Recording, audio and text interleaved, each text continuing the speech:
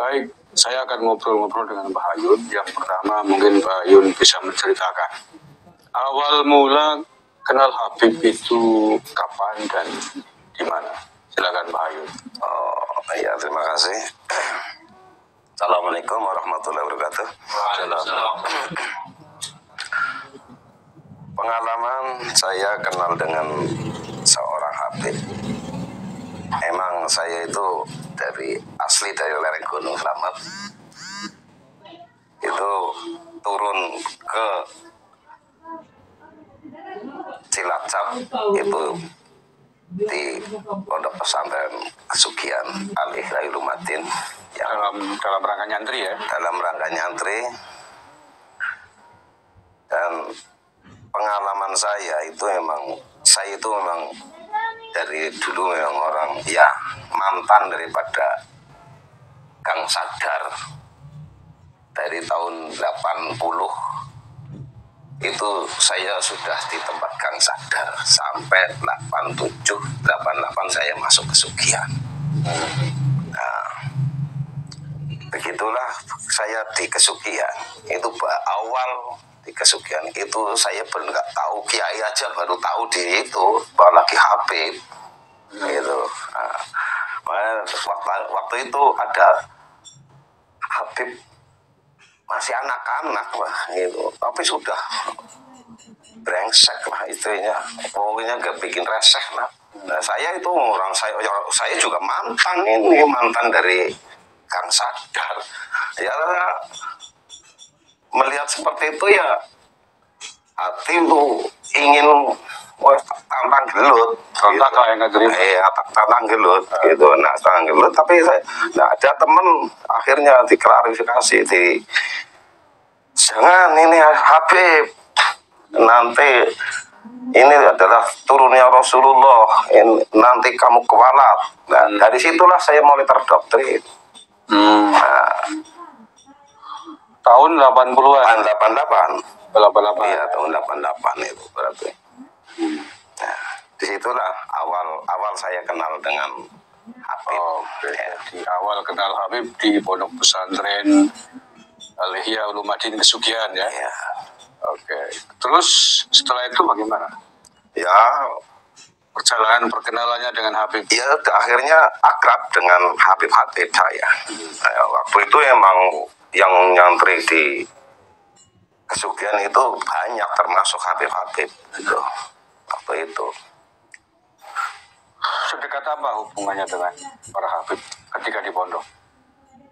Ya, seperti tetap saya muliakan orang.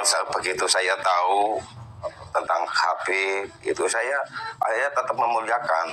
Ya cium tangannya, ya bapak lagi disuruh gitu, ya oke. Pokoknya apapun yang disuruh Habib laksanakan. Iya. Itu berapa tahun tadi di pondok? 8 tahun? 7 tahun? Iya. Oke. Kemudian setelah selesai dari pondok, pulang ke Batu Raden, berlanjut ya hubungan baik? Oh, itu lebih kental. Ya, lebih kental. Oke, bisa diceritakan? Ya, sering Habib datang ke sini, ke tempat saya sendiri. Nah, itu ya intinya ya saya hormati, ya saya apakan saja, sering itu. Ya. Intinya akhirnya mencari uang lah. Bahasa sana itu toriknya mana Yun? Gitu. Torik bahasa penunjuk jalan. Ya, itu saya itu akhirnya intinya saya jadi kurir, termasuk juga korban. Kurirnya Habib ya? Kurir Habib, menunjukkan jalan orang-orang yang memang dianggap bisa memberikan uang. Iya, begitu. Untuk diberikan ke Habib. Iya. Oke. Atau untuk diantarkan ke rumahnya begitu. Iya, seperti itu. Atau kadang hanya alamatnya saja gitu. Dikasih tahu ke Habib itu, Habib itu mendatangi. Iya. Itu yang disebut biasanya dawir gitu ya? Ya, dawir, itu bahasanya. Terus ada pengalaman nggak selama itu berarti menjadi torik atau kurirnya Habib berapa lama itu berarti? Ya kurang lebih 25 tahun, 20-an tahun loh. 20-an tahun. Iya. Akrab dengan Habib. Iya, Ya itu 35 kurangi 7 tahun berarti kan saya pulangnya. Ya. Itu. Ada pengalaman menarik nggak selama menjadi kurirnya Habib itu? Ya sebetulnya banyak. Ya, Ya, termasuk ya di antara salah satunya saya pernah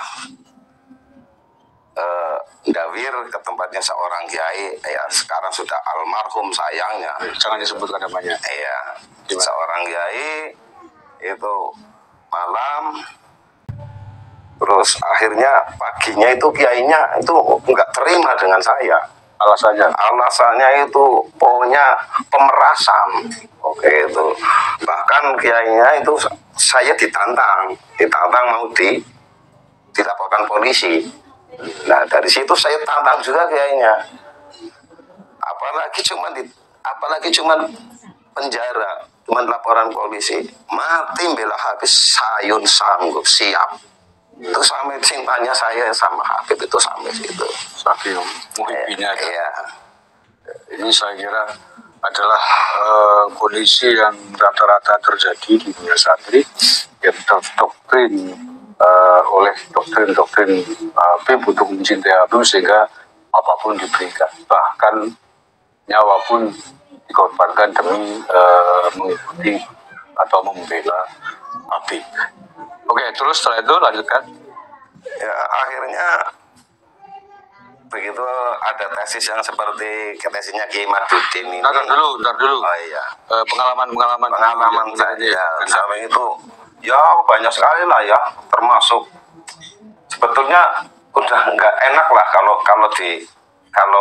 sebetulnya akhirnya yang kesini datang hari Jumat padahal yang Habib dekat daerah itu bukan musafir lah termasuknya, itu nggak Jumatan ya biasa, padahal saya ledekin Jumatan Mekah Habib.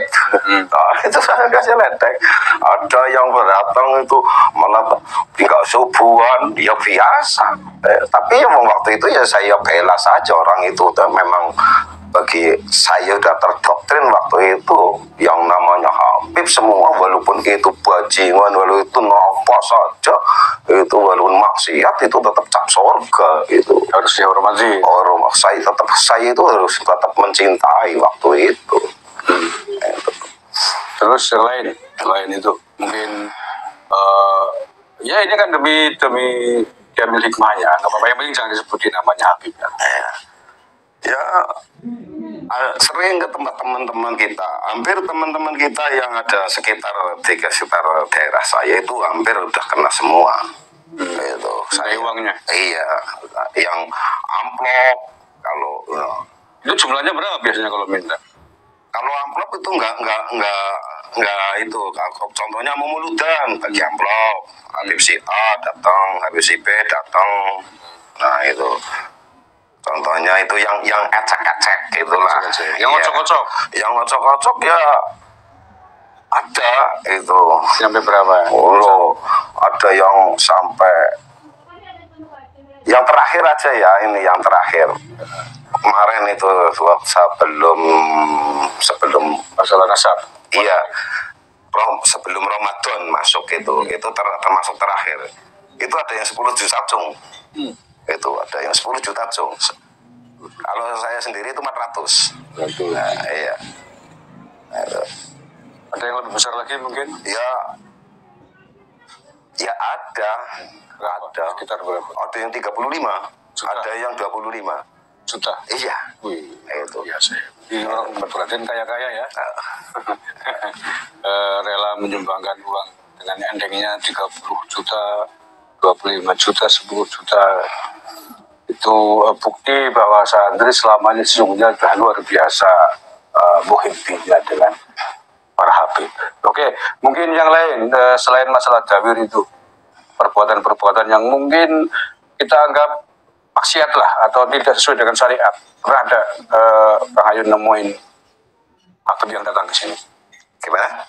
Yang perbuatan Habib yang secara syariat itu melanggar. Ya itu tadi secara itu ya yang luar ibadah, enggak sholat itu ya, Jumat enggak Jumatan, subuh enggak subuhan, itu termasuk.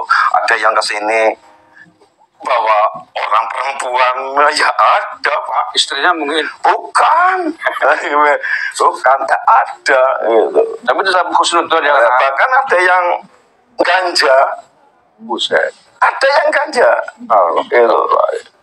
Ya waktu itu ya itu ada teman tanya itu sedang masjid. Gitu. Bukan masjid. Apa istilahnya? Sedang kebelung ya. Iya. Itu kalau ada teman dulu Itu Habibnya masih hidup kan? kalau yang ganja itu cuman dikasih, saya nggak tahu proses itu, cuma kasih itu 2 kali. Bukan teman dulu gitu. Itu ya teman baru lah, kemarin aja itu. Tahunya ganja dari mana? Saya kan tahu, paham dari aromanya, dari rupanya, itu lintingannya. Iya. Itu dan dia sudah sempoyongan. Gitu. Ya malum karena beliau penguasa Gang Sahar, jadi paham lah dengan dunia begitu ya. Baunya aja paham lah. Ibarat seorang montir mobil kan, dengar suara aja udah kelihatan, oh ini karburatornya kotor, oh ini remnya, kita maklumi. Oke, ada lagi yang mau diceritakan mungkin pengalaman buruk dengan Habib? Nah ya seperti apa sih Pak ya? Sebetulnya ya banyak sekali sebetulnya, tapi mau diperincikan ya hampir sama sebetulnya dengan yang diangkat di sana itu hampir sama. Kalau yang terbaru kan ada kasus Habib selingkuh dengan istri orang, bermain wanita. Iya. Pernah? Oh tadi udah disebutin ya. Iya. Yang lain udah enggak? Yang urusannya dengan perempuan. Oh, yang sering dengan orang perempuan. Ya ada seorang Habib itu keluar dari hotel, nabrak tetangga saya. Itu ya termasuk. Ada nabrak tetangga saya, meninggal. Nah, akhirnya dia minta tolong kepada seorang kiai. Nah, seorang kiai menunjukkan suruh membelain, itu ada seorang santri yang suruh belain. Akhirnya ya dia padahal meninggalnya itu meninggali anak yatim 2. Itu tanpa denda, tanpa penjara akhirnya. Itu ada ya. Oke, ini disclaimer dulu. Ini bukan dalam rangka mencari-cari kejelekan, bukan. Tapi ini dalam rangka menguatkan data, fakta, bahwa tesisnya Kiai Maduddin Usman bahwa mereka bukan dzurriyyah Nabi. Ini adalah data-data dan fakta-fakta yang menguatkan. Jadi ini semakin kuat bahwa kalau kita mengatakan mereka bukan dzurriyyah Nabi, ini adalah data-data fakta-fakta yang mendukung. Jadi bukan karena dalam rangka mencari-cari kejelekan, bukan. Karena ini dzurriyyah Nabi, jangan kemudian dikotori oleh orang-orang yang mengaku sebagai dzurriyyah Nabi, tapi tidak bisa membuktikan. Dan justru fakta-fakta bukti-bukti yang ada sebaliknya. Oke, kemudian hari ini Kang Hayun kan sudah sadar.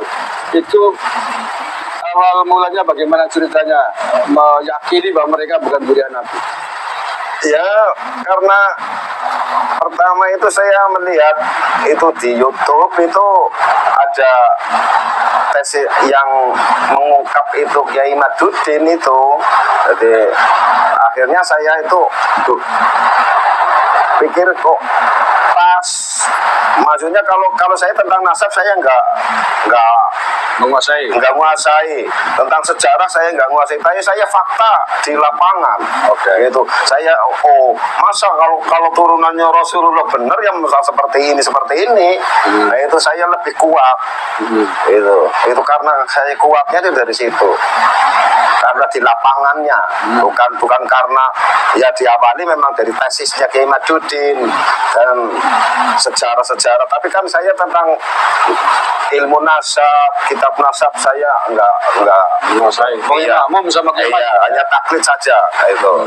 Tapi taklid saya ya udah kebetulan alhamdulillah ya sudah nyampe ke tempat Kiai Maduddin sendiri, sudah langsung di sana alhamdulillah.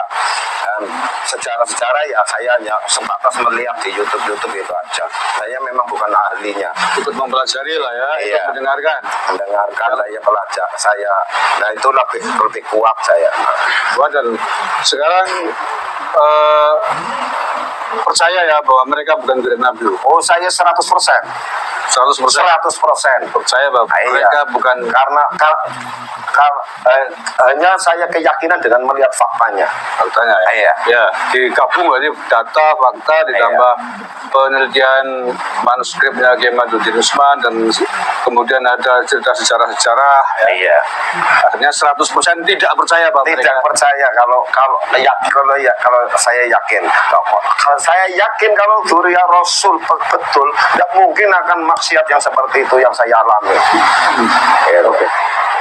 Oke, yang terakhir Ayun, setelah percaya 100% bahwa mereka bukan dzurriyyat Nabi, bukan dzurriyyat Rasulullah SAW, sekarang Kang Ayun, apa yang mau dilakukan? Ya, saya selalu termasuk menggembor-gemborkan ini kepada teman-teman yang terutama saya minta maaf, malah bahkan saya minta maaf dengan teman-teman yang saya dawiri. Oke. Yang saya minta maaf, itu yang pertama. Nah, itu yang kedua, saya itu selalu ingin, saya dulu mencarikan jalan ini ya, sekarang ya saya mencari kebenaran. Itu Kan beneran ya. iya. Seandainya ini kan belum lama Bang, bulan puasa kemarin, bahkan mungkin setelahnya sering ada Habib kesini. Kalau sekarang ada Habib kesini, apa yang akan Ayun lakukan? Ya, kalau habis ini saya hormati, kalau dia mau, kalau mau itu tamu, ya saya hormati kalau tamu. Saya di situ, ya siapa yang mau menghormati tamu, itulah orang yang beriman. Itu ajaran Islam ya. Iya. Sebatas menghormati. Menghormati. Tapi kalau sudah macam-macam orang tamu, ya saya itu Ada haknya masing-masing. Iya. Tapi kalau seandainya kesini lagi Habib, Iya. dan mengaku saya Ahlul Bait, saya tentang ini, Beb, saya punya HP ini, Beb, ini apa betul, Beb. Oke. Nah itu, Kalau perlu mungkin suruh tes DNA. nah malah saya ingin sekali kalau itu, semoga para Habib itu ya sadarlah, ayolah kita kembalikan Islamnya, jangan mengaku gitulah. Jangan aku turunan Nabi. Iya, itu jangan aku turunan Nabi, dan ya wajar lah. Ya, kalau mau cari uang ya bekerja lah, gue atau berusaha. Yang jangan berusaha dawir gitu. Karena yang didawiri belum tentu rezekinya atau uangnya kepenakan. Ya belum tentu.